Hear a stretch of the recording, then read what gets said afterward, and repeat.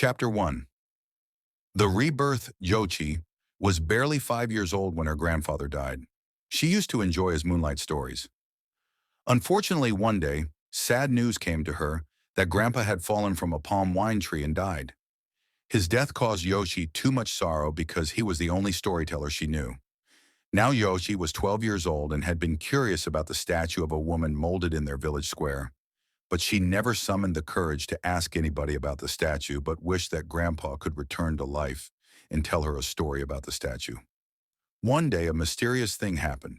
As she was resting under an Iroko tree in front of her compound, she fell into a deep sleep and found herself in dreamland, where her grandfather came to her and started narrating the story of the woman molded at their village square to her. And here goes his narrations. There was a village called Unibi in Anicha town of Obowu Kingdom in the western part of Africa, where the life of Nneoma unfolded. Grandpa started. Jochi replied, "I am all ears, Papa."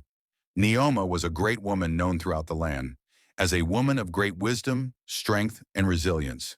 Yet fate had woven a complex mystery for her, one that would challenge even the spirits. "Ooh!" exclaimed Jochi. Grandpa continued, Nneoma had lived a life filled with both joy and sorrow, but her greatest desire was to secure the future of her only son, Obinna. In a land where lineage was sacred, she understood the weight of her responsibility to ensure the continuation of their family name. For in the eyes of their community, a family without a son to continue the lineage was to lose their heritage after the death of their father. That was the case of Nneoma, the first wife of Mazi Okolo. "Yeah," replied Jochi. With doggedness continued the narrator. Nneoma had diligently saved every coin, every resource she could, all in the hopes of providing her only son with the means to marry early and start a family of his own, since no one knows tomorrow. So it was better to start on time for him. She dreamed of grandchildren, of laughter echoing through the corridors of their home, of the proud moment when Obinna would hold his firstborn son in his arms. But fate, it seemed, had other plans. Her co-wife, consumed by envy and resentment, saw Nneoma's ambition as a threat to her desires.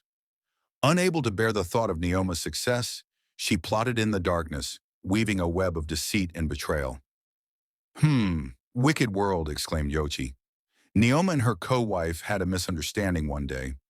Misisi, her co-wife who had no son from Mazi Okolo, had been finding ways to cause Nneoma pain.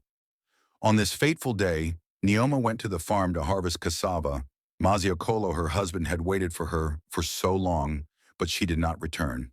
He then sent the second wife, Misisi, to go and look for her. Misisi then sees a great opportunity to achieve her evil desire. She took with her a parcel, and on her way, she bought a kara, bean cake.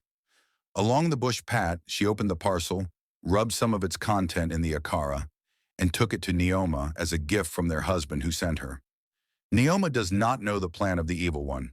"Wow, Nneoma, my co-wife, this is 1 p.m. and you have not tested anything since morning," she stated with pretense. Nneoma replied, "Ah, Misisi, my co-wife, I did not know that the time had gone so far." Misisi then replied, "Don't worry, my dear. I persuaded our husband to at least buy something for you when he sent me to go and look after you." Nneoma, in a happy mood, embraced her.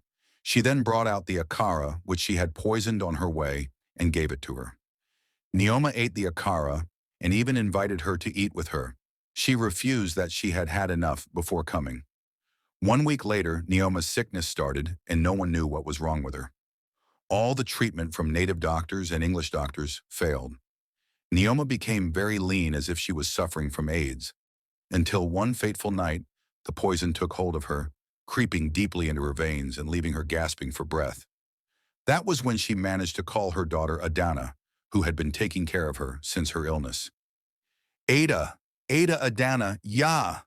Nneoma called with all her strength. "Yes, Mama," Adana answered.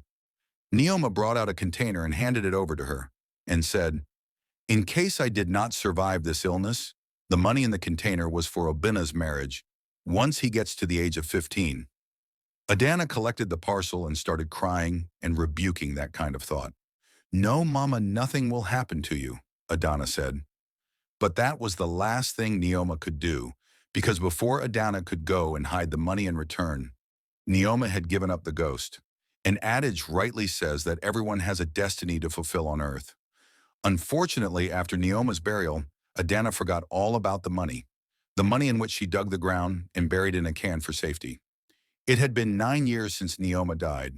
Adana had married and Obinna also. Adana did not remember the money given to her by her late mother amid tragedy. A miracle unfolded. One of the last words from Nneoma to her children was that she would return to fulfill her destiny. Wonders, they said, never end. Nneoma returned as she promised. Nneoma felt herself being pulled back from the brink. She realized with a sense of wonder and disbelief that she was given a second chance to be born again as a human. Reborn into the world not as herself, but as a child, a daughter to her beloved son, Obinna. Nneoma's soul stirred with a sense of purpose. Though her body was small and frail, her spirit burned bright with the fire of determination. She knew that her journey was far from over. Nneoma opened her eyes to a world anew, ready to embrace the challenges that lay ahead. And though she may have been reborn as a mere child, she carried within her the wisdom of ages past. Look out for the Rebirth Chapter 2.